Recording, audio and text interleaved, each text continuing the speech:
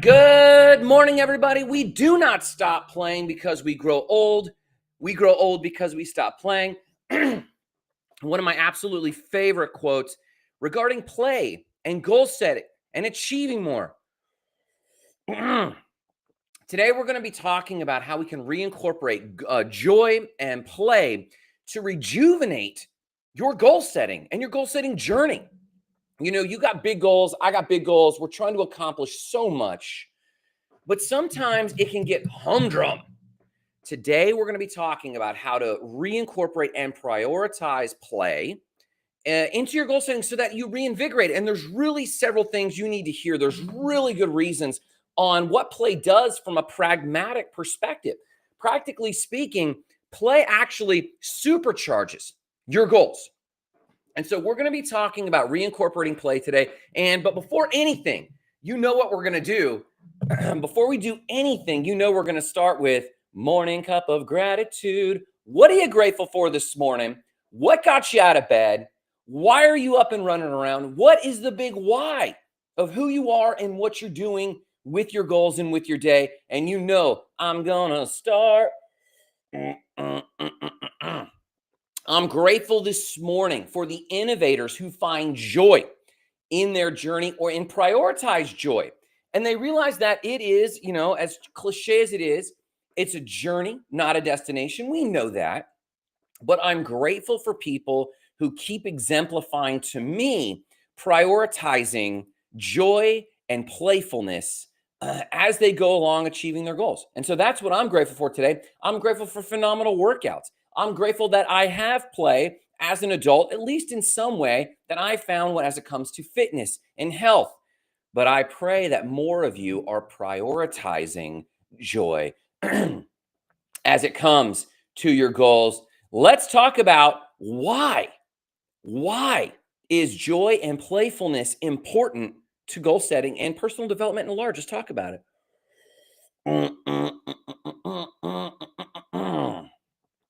So first off, goal setting feels like an absolute chore for many people. A lot of people get burnt out when they just think about their goals, let alone pursue them. They become burnt out, disengaged. It's hard to get them going. And I saw a great graphic this morning that I might explore in another way at another time. It's a phenomenal graphic that I want to share with you. Actually, it aligns with the chakras a little bit. And Marissa shared it with me.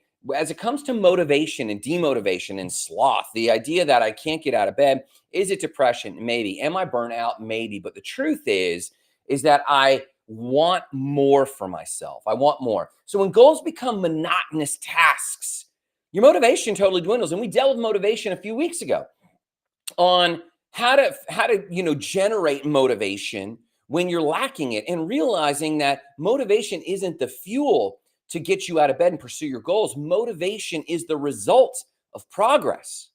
And so we redefine that a little bit. But the joy of the achievements you make can often be overshadowed with the absolute grind. I went for drinks on Saturday night, and I realized I hadn't celebrated my wins for the week in what felt like weeks, maybe months. I used to be very good on Friday or Saturday, not going out and partying, but actually just earmarking what really went well this week. What was exciting? What should I celebrate? What should I be joyful? What should I go allow myself to let my hair down and go play a bit more for? And I haven't actually taken note of that in weeks. And as I was thinking about this, I was thinking, what happens? How easy is it that joy gets overshadowed with just how difficult some of our goals are? Pick one of your goals and tell me in the comments, what has been the biggest challenge to achieving that goal? Chances are it's, man, I never feel like I have the time. I never feel like I have the resources. I can't find good partners. Man, there's tons of challenges. And then I got all the answers from ChatGPT, but it won't build my thing.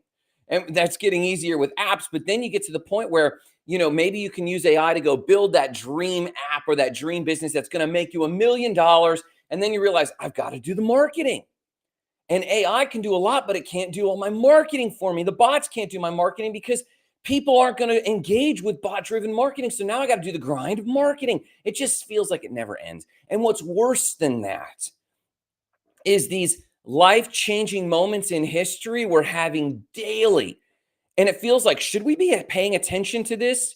On some ways, should we be engaged with what's going on in our civic society? And in other ways, it's too much and we should just leave it behind. These moments in history that are happening daily are like relentless. They're completely overwhelming. So we're not only are we overwhelmed with the grind of achieving our goals, but we also have this onslaught of not just 24-hour news, but like really important things. Half the time I think I should join politics just to fight back. And the other half, I think I should move to an island just to get away. Have you ever had that? So you got all these big goals and you're like, my goals usually require that I'm engaged in civic society, but like what's going on inside of me with the grind and what's going on outside of me with news cycles and politics and just rage everywhere. I just want to disengage. So your goals begin to feel like they're a million miles away. Do you resonate with that? Has that ever happened to you? You want to start a new habit, you want to travel the world, and you're just like, I think I just need to lay in bed for a while and recover. Has that ever happened to you? It happens to me nearly weekly. But it only feels this way if we start to accept the framing that we're given, the framing outside of ourselves. And that's when your goals pursuit, which should be invigorating, should be enriching, should fill you with joy and pleasure and just having so much fun with yourself and your friends and those who are involved. You should be laughing more as you're pursuing your goals, but we find ourselves quite often not. And so today I want to talk about returning to a state of play, even in the world's craziest moments, even as you know you have to make payroll after payroll. And just as soon as you make this payroll, you have a few days of relaxing, and then you got to chase the next payroll. It feels like it's never ending. Or if it's just your personal development goals, you get somewhere fitness-wise, and suddenly you wake up and you're bloated. And you're like, oh my God. And so because you're bloated, you go have you have an extra slice of pizza because why not? And suddenly you're back where you started. It doesn't feel fun for many people, but it's supposed to. So we're probably doing it wrong. Albert Einstein said this: play is the highest form of research. Hear that again. Play is the highest form of research. Albert Einstein was famous for this idea that he loved play. He loved to get on his bicycle and cycle around and just ruminate. And that's where he came up with a lot of his ideas. There's a book that we've read, Einstein's Dreams, and it's just this idea of some of the thought processes that Einstein might have had as he played with the idea of relativity and time. It was a playful pursuit. Play is the ultimate form of research. Here's a few things that you absolutely need to know as it comes to the neuroscience of play and your goals. If you are feeling stuck in your goals, and A, they're not fun, B, you're still pursuing them, you're being persistent with them, but there's like a few really important benefits. If I could tell you that you could run 10% faster by having this little Gatorade drink, 10% faster than your best time, 10% faster than your competitors, and you're trying to rank for the Olympics, you might want to take that Gatorade, right? No doping, I can just go. There are things you can do for your brain like that can give you an edge in your problem solving, that can give you an edge in the challenges, that can give you an edge in when you're not feeling motivated and you just need to get through. There's a few things you can do from neuroscience, and play is one of them. Here's one, and you got to hear this, and I'm going to read this. Play activates the default mode network. Do you know that the default mode network of your brain, most every human brain, their default mode, the network hemispheres of their brain, is supposed to be daydreaming and ideation, fantasy. Personal development is the default mode of your brain. Think about this. Fantasy, daydreaming, personal development is the default mode of your brain. Now, the reason this is so significant is when you talk to someone about personal development, they're like, I can't pick up another personal development book. Do you know when your brain is at rest, that's what it's doing?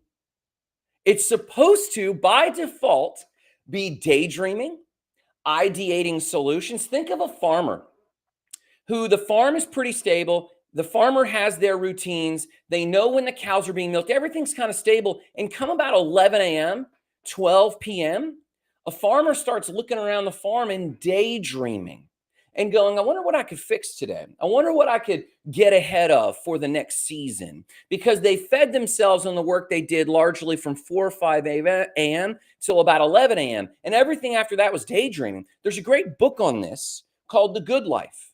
And it would be beautiful to get back to this idea, because in The Good Life, it was a couple that left New York City in the 30s just before the stock market crash. They went and bought like a 100-acre maple farm up in Vermont. And their idea of the good life was you should work to feed yourself till about midday, till about 11 a.m.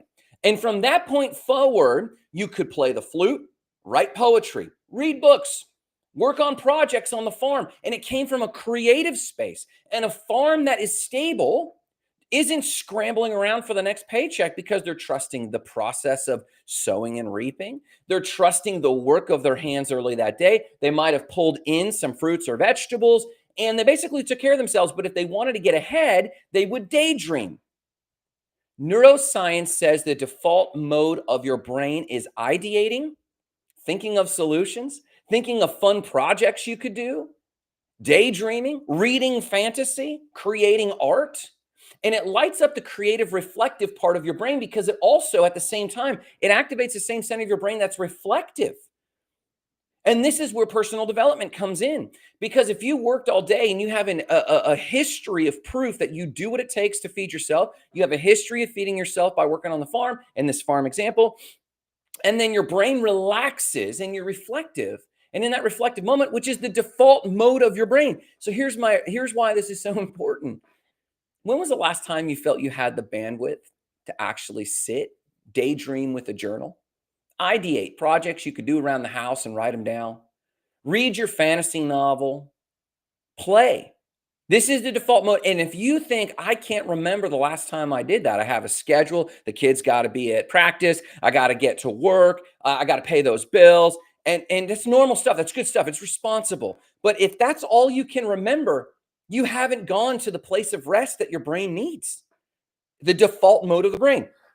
So science calls it the default mode network, and it's where you ideate. And here's the result. You can spot new angles. You can find overlooked opportunities in your business. You find novel solutions to the thing you're trying to do. And I'm telling you, this is where ChatGPT fails, and it's a very small nuance. ChatGPT can give you all the answers, and all the answers are good. But have you ever gotten a bunch of answers from ChatGPT, which I have, and it doesn't resonate with you? There's an intuition inside of you that that's not the right fit. It's a good answer, and I should probably do that. How do I market my business better? How do I lose weight? How do I schedule the kids? What's a good recipe? But you just don't want to do it that way. That's the artist in you. That's the part of you that cannot be replicated. You get all the right answers from ChatGPT, but they're not the art answers. When you go to your default mode network and you can reflect and you suddenly daydream and you let your mind rest, you suddenly come up with solutions you never thought of before that resonate with you because they came from inside of you, and your intuition adds extra oomph. Neuroscience says play, whether it's surfing for me, hiking for Wildleaf Marissa, taking her boys to the park for Nicole Ray. Any of these people, when they find play, when they play basketball for Kendrick, when you find play, your brain comes up with new angles, overlooked possibilities, novel solutions. This is your default mode network. And as that default mode network is kicking in, you start to feel yourself, and the ideas that come out from inside of you have more weight, more meaning than the results you get from ChatGPT. I love my ChatGPT. I probably use it 5 times a day at least, but it can't do this thing, which is come up with an answer that comes up from within inside of you that has intuition check boxes that were checked at every side. And you said, this, I'm now convicted, that take action on this. That's the first thing. The second thing is when you go to a state of play, it reduces your cortisol. When you go to a state of play, this is better for your goals because it reduces cortisol. And as your cortisol reduces and in that state of relaxation, and your brain is seeing a lot more than it could have seen. When you go to cortisol, your vision gets narrower. If you see that tiger or that threat or that threatening person in your life, suddenly your vision narrows on that person because it feels threatened. And by proxy, it eliminates other possibilities. But when you have reduced cortisol, your mind opens up and you can see more. And this lets you see pattern recognition. Now, pattern recognition is huge as it comes to goals because you can recognize where in your patterns you're sabotaging yourself. You can recognize easier where in your patterns you're getting more of an advantage. And that produces just small amounts of motivation. So when someone says, hey, you want a piece of pizza? If you're in a reduced cortisol state, you'll go, no, because that always sets me back on my weight. I'm good. I'm going to have some chicken over here. But if you're in a heightened cortisol state, you're stressed out, and someone says, hey, you want a piece of pizza? Sure. I don't care, whatever. Because you're not even thinking about patterns. You're thinking about dopamine and reducing your stress. And for you, you think you eat that piece of ice cream or pizza. I know I do. Suddenly, I think, man, my stress is going to be reduced. So play not only helps you see new opportunities from neuroscience, it also reduces your cortisol, which can improve your pattern recognition, and it gives it extra weight to make these good decisions. The third thing it does is this. When you feel psychologically safe, when someone isn't in your ear talking negative talk over you, cursing you, frustrating you, you have a higher risk tolerance, risk-taking opportunity, and insight. When you feel psychologically safe, you paradoxically are willing to take on more risk. This goes back to the cortisol thing. If you're feeling stressed all the time, your vision narrows, you can't think about risk taking. But should I take that trip to Portugal? I just don't have the bandwidth for it right now. But when I'm in a psychologically safe place, when I have a home base, when my house is stable, when I have these strong relationships, when my business is in a good place, my stress is down and I feel psychologically safe. And I think, I could take 2 or 3 nights on that trip. But if my life is always a panicked mess, if my calendar is always disorganized, that's the cortisol inducement. And I can't think clearly for whether or not I should take that risk, take that trip. It doesn't feel like I can make that happen. It doesn't feel like I should double down on my goals or my dreams, because all of your goals have a dose of risk to them. So should I do 2-a-days with my workouts? Man, I'm telling you, when I'm stressed, I don't feel like I can get out of the house at 3:30. I feel like I've only worked 5 hours. 4 hours, my business doesn't feel like it can move forward. I'm panicking. I can't take my goal of fitness to the next level. It's about taking goals to the next level. And it feels like a risk. I have no insight into it. But when I'm feeling psychologically safe, I'm fairly confident where that next paycheck's coming from. I'm fairly confident that my spending is under control. I'm fairly confident of what to do as soon as I get back from the gym. I feel like I can take some risk. The third thing that it does, and play does this. When you play, it puts you in that state. Lastly, play encourages dopamine-driven curiosity. Play stimulates dopamine. When you play, it stimulates. It's natural dopamine. When you scroll, it feels like you're playing, but it's low-grade dopamine. It fades quickly, and you actually don't feel fulfilled. It didn't activate these other things I'm talking about. It didn't give you new insight. In fact, scrolling more often than not is called doom scrolling because you think it's a dopamine hit, but it quickly turns into cortisol because it's actually stressful to see all that stuff. Even good things, too much of good things. You start to panic. You see that photo of Portugal and you go, dang, I wish, and your brain starts spinning. Maybe I could do that. Maybe I can't. And you scroll into the next thing and your brain goes, panic. Wait, we were just daydreaming and now we're not. And now it turns from a dopamine process to a cortisol process. But true play encourages dopamine-driven curiosity. When you're sitting there, put the socials down and open up Google and start researching that trip to Chile. Don't scroll about it, research it. When you research, it activates a different part of the brain than when you're scrolling.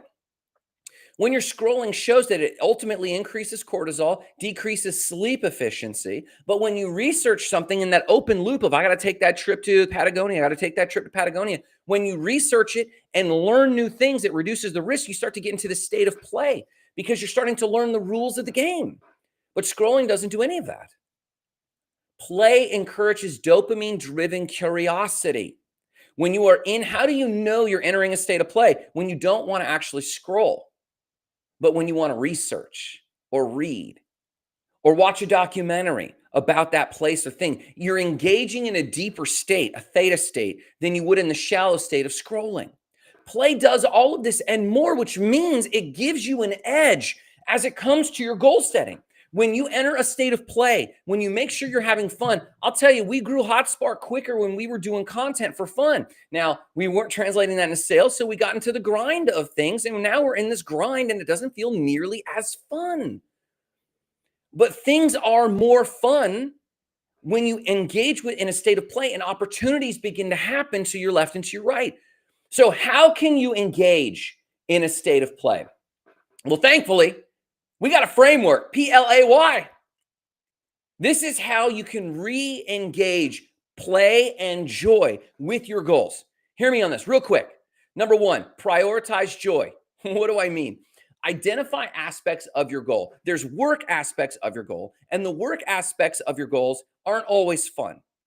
They should have a higher propensity of fun than your job, but you should identify aspects of your goals that excite you and allocate time to activities that bring satisfaction. So I know I need to surf. It's good for my fitness. It's good for my son. It's good for my mental health. So what's a daily activity I could start to do? Start your morning by writing down one aspect of your goal setting that you're grateful for or genuinely looking forward to. First and foremost, take 60 seconds to write down gratitude. That's why we start this show with Morning Cup of Gratitude.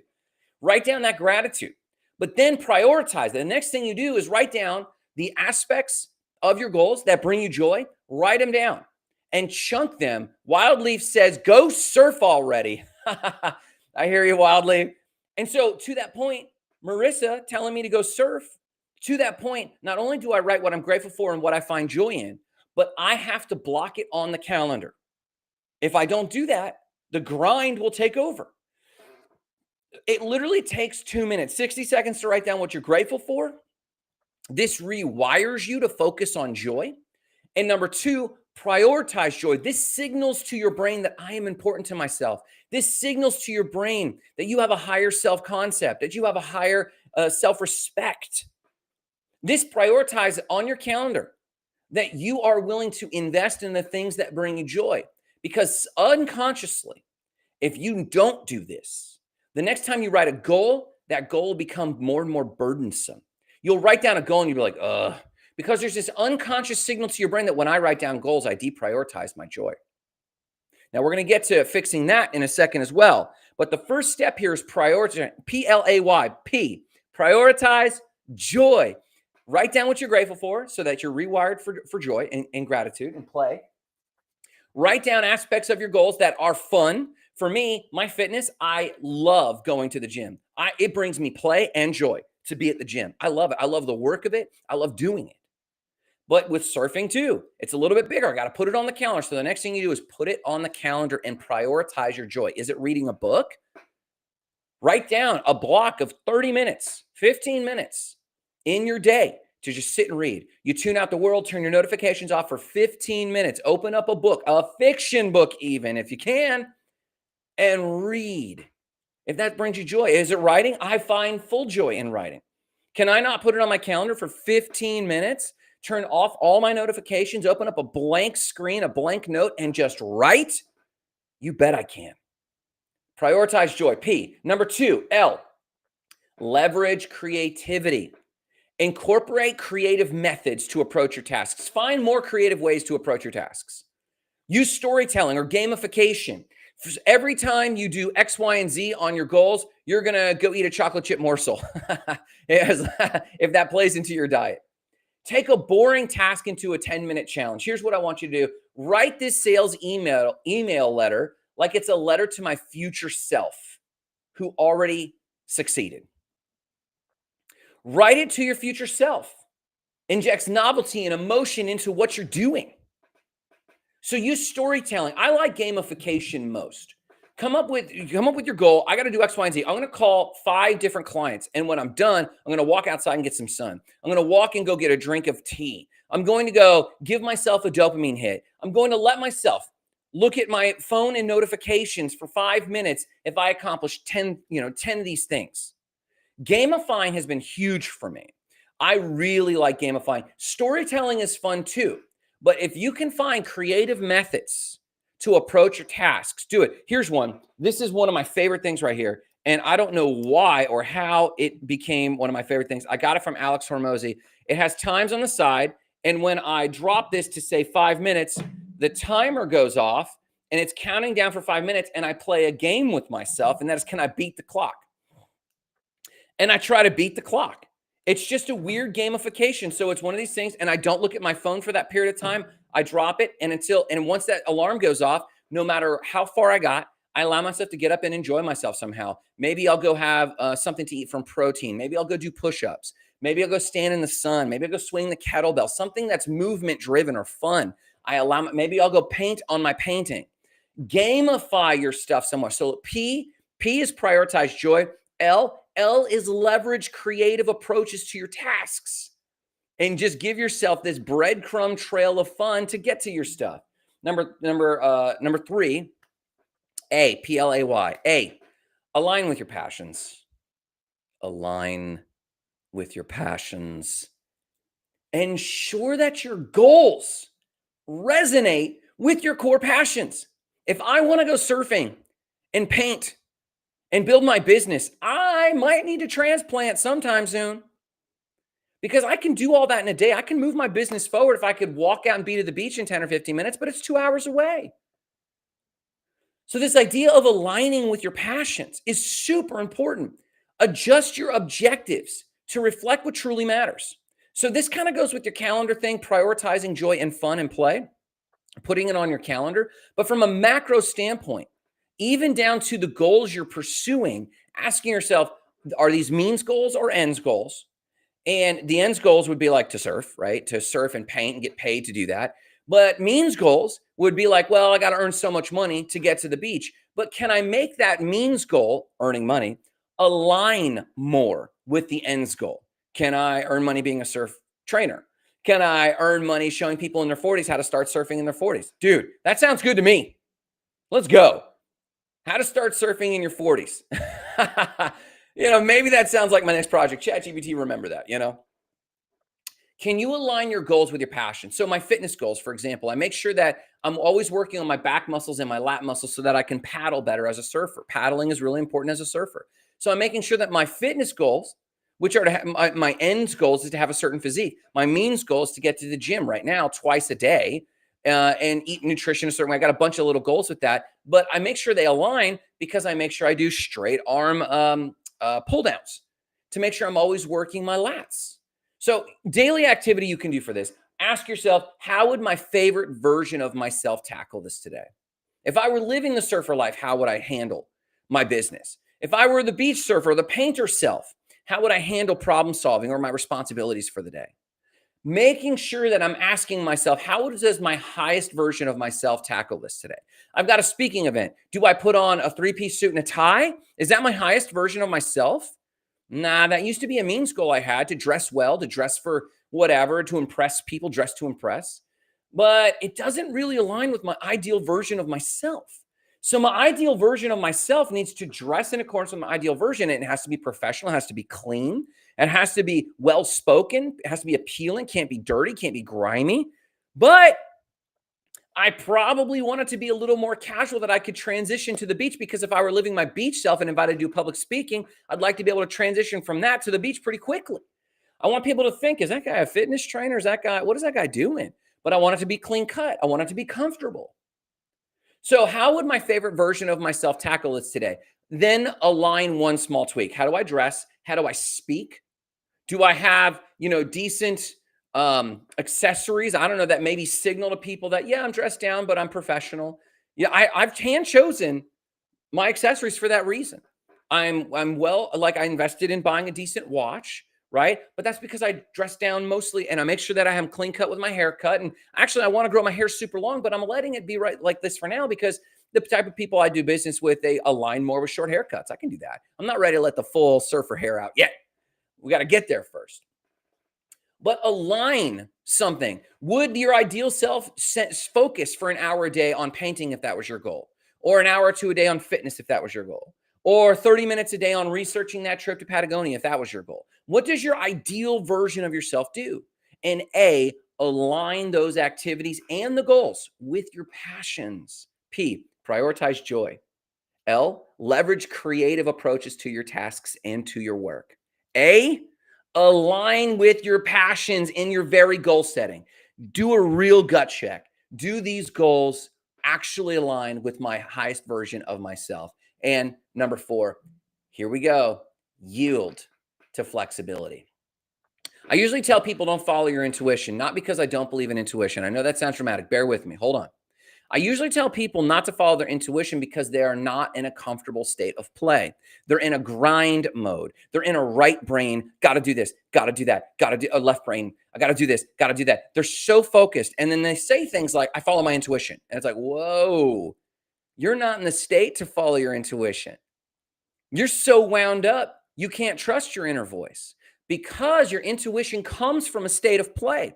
If you just came from the gym, if you just came from a yoga session, if you just came from talking with friends and relaxed, if you just came from journaling, if you just came from painting, if you just came, even if you were working, but you were laughing while you were working, and then you told me I'm following my intuition, I'd be like, tell me more. You have to yield to flexibility. You have to allow room for spontaneity and adjustments because that's play. When you're playing any form of game, pickleball or volleyball or surfing, there's a random component to it. When you're surfing, that wave could be on to the left or to your right. It varies. The wind could blow differently. The swell could come in funny. A shark or a dolphin could appear. Someone could be in your lineup. It's a state of play, and you're solving problems real time from a joyful state. Every game is like that. So you have to yield to the flexibility. But if you're living a life of chaos, that's not play. If you haven't organized, for example, I know the rules of surfing. It has some rules. I have to be surfing. I have to have a board. There has to be some kind of wave, and I have to be positioned for that wave, right? But when it comes to your schedule, you say, well, I'm not scheduled. I don't schedule anything. I just live on intuition. No, you're living in chaos. You don't know if you're on the beach. You could say, I'm surfing, but you're standing on the beach. You're not even in the right playing field. You're not playing a game. You're literally just making excuses for being completely disorganized. This point of yielding to flexibility applies to those who are in a state of play. I give you full permission to yield to flexibility if you are in a state of play. But if you're not, I encourage you first to get into a state of play. But how do you yield to flexibility? Block 30 minutes weekly as total playtime, an hour, if you can, as total playtime. There's no outcomes. You are literally supposed to journal, draw, decide on something with your yard. Don't go into it with a plan. Go decide on something with your yard. Plant a new plant that you weren't even planning on doing. Clean something. For some people, cleaning is a type of plan. I know this sounds weird, but you could wake up and go, you know what? I'm going to start cleaning. What am I going to clean? No plan. I'm just going to start straightening up. And you make something nicer. That's normal. That is a type of play. But I encourage you, no outcomes on this block. You literally put the block on your calendar, say play, but don't go into it with a plan. Go, like we used to do this thing in the church, and I don't do this anymore, and I don't ascribe to this lingo, but it's the only lingo that makes sense. So I'm going to share it with you. And it's this. We used to go on prophetic drives to nurture our intuition. We would block off time, half an hour, and we wouldn't plan it. We would just sit together and with, a fellowship or a friend or something. We'd say, okay, where do we feel like going? And we think of it and we'd write it down and see if it matches. Let's go for a drive to the coffee shop. All right. And we just see where our intuition took us. Should we just get our coffee and go? Now let's sit for a while. And then someone would walk up, we'd have a conversation. They'd walk away and be like, what a divine encounter. It can be the same with your goals, yielding to flexibility, nurturing the side of you that is listening to your inner voice. And that inner voice will say, go paint, go for a jog, take a nap, read a book, flip that book open to that one page and point. Do something completely intuitively driven with no desired outcomes. Yield to flexibility. And as you nurture this side of yourself, you will find that as you're out there playing towards your goals, as you're not just working towards your goals, as you're out there playing towards your goals, you'll find more and more intuitive moments that you can trust. You can't trust all intuition, but you can nurture it to trust it because, wow, that was accurate. Did you see that breakthrough that happened? I had this intuition come up and it told me to do X, and it's like, you know what? Let's go try that. And it came from a state of play, P-L-A-Y. Prioritize your joy. Put it on the calendar. Leverage creativity. Use creative activities for the tasks at hand. A, align with your passions. Make sure that the goals that you are pursuing have a direct line of sight toward your desired highest self.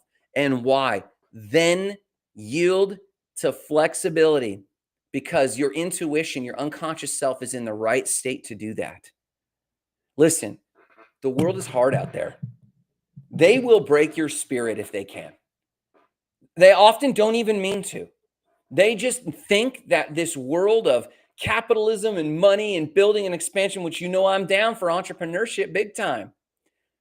But a lot of it has gotten out of hand to think I have to beat you. And this idea of breaking other people, beating them at the negotiating table, having a cheaper product than the competitor, putting them out of business, ranking higher on Google, all of it can wear your soul down.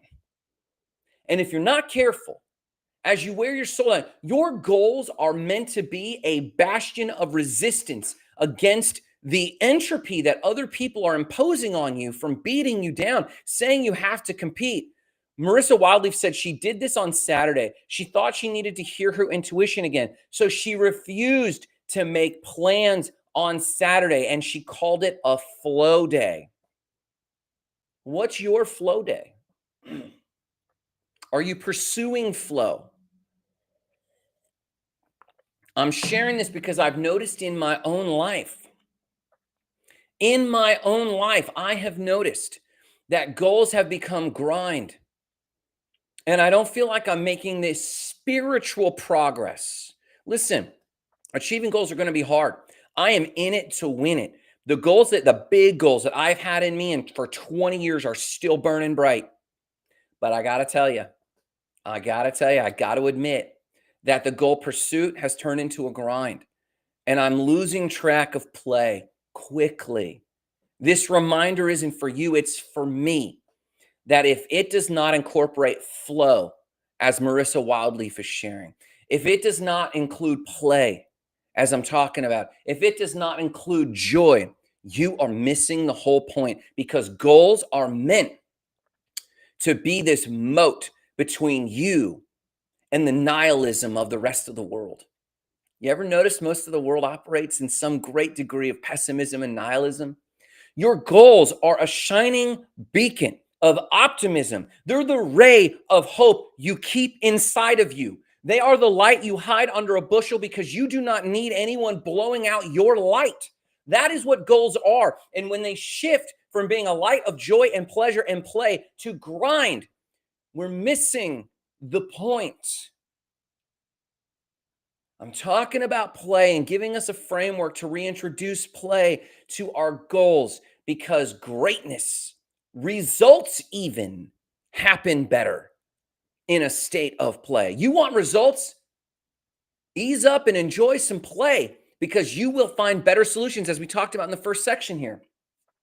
We talked about in the first section, the neurology of play gives you an edge on your goals.